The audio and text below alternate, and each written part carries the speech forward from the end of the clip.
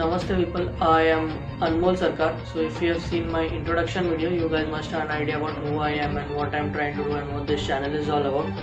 And if you have not seen that video, please go and see that video for Facebook. I'll share the link in the comment section and for YouTube in the description below.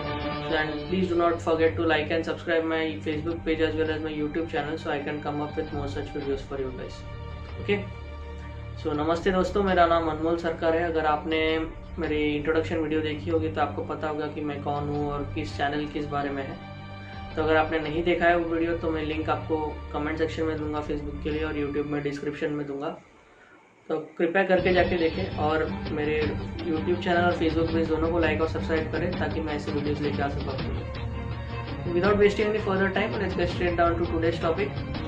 So the first topic is Ramayana, which is the ancient Hindu epic or the ancient Hindu, I will not call it myth, it is an epic only, ancient Hindu epic which is known as Ramayana, that was declared as racist, okay, by these western universities and all. We shall go into that in detail today. तो हम आज देखेंगे कि रामायण को कैसे racial lines पे, मतलब white और ब्लैक स्किन कलर के लाइन पे रेसिस्ट बोल दिया गया था पश्चिमी देशों के द्वारा। तो आज हम उसी के बारे में थोड़ी चर्चा करेंगे। तो let's start. Meanwhile, the colonial era representations of Hinduism are being used by Afro-Dalit movement to spread hate ideology. Ramayana has been distorted through the racial interpretations of perpetuate ethnic conflicts. मतलब रामायण को resist बताया गया, जैसे कि आर्यन है जो मतलब थोड़े गोरे चमड़ी के हैं, वो लोग आए और भारत में जो द्रविडियंस है जो थोड़े काले चमड़ी के हैं उनको मार के भगा दिया सदर्न पार्ट में। So this was all as it went. Now we shall go into who said what. अब हमने देखेंगे कि कौन इसके बारे में क्या बोलता है, ठीक है। Western education says that in western schools this is only being taught that Ramayana is racist. For example, an history website known as www.historyforkids.org, एक वेबसाइट है जिसका नाम है www.historyforkids.org। ये पश्चिमी देशों में जो स्कूल्स में है ये एज एन इंफॉर्मेशन प्रोवाइड करता है कि रामायण क्या है क्या नहीं है। तो कैसे डिस्टॉर्ट हो रहा है देखिए आप लोग। तो ये क्या कहती है ये वेबसाइट रामायण के बारे में। Let's look at what this website says about Ramayana. The Ramayana is partly a metaphor for the Aryans trying to invade the people of southern India. It's an Aryan story and they show that the people of southern India as bad monkeys, not even humans. How should we feel about this? Should we not perform the play? Should we try to show that Hanuman and the monkeys are people too? How could we rewrite the play from the point of view of the southern Indians? ठीक है, okay. तो ये उन लोग, ये मैंने coat किया है, ये पैसेज थोड़ा सा वो लिखा है ये लोग ने। वो लोग बताना चाहते हैं कि रामायण में जो साउथ इंडियन लोग हैं उनको बंदर बोला गया है। ऐसा कुछ ऐसा गलती से भी नहीं है। रावणा को बंदर नहीं बोला गया था। आप जानते हैं रावणा के बारे में कैसा उल्लेख है रावणा के बारे में, okay. So when Indian scholars pointed this out to Dr. Karen Cart, who is the associate professor of history at Portland University, जब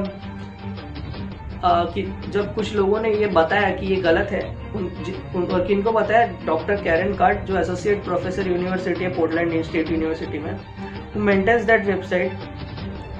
She said that she was not an expert of history. जब उनको ये बोला गया था, जिन्होंने ये website maintain करती है, जो ये लिखते हैं, उन्होंने उनका रिप्लाई क्या है मालूम है क्या? कि वो इतिहास की जानकारी नहीं है, जो चीज के बारे में जानती नहीं है उसको प्रोपोगेट कर रही है। वो छोड़िए वो सब, उसमें हम नहीं जाते। अगर हम लोग ने बाल की खाल उखाड़ना शुरू कर दी तो बहुत तकलीफ हो जाएगी कुछ लोगों के लिए। तो बस इतना ही याद रखते कि ये उनका रिप्लाई था, ठीक है।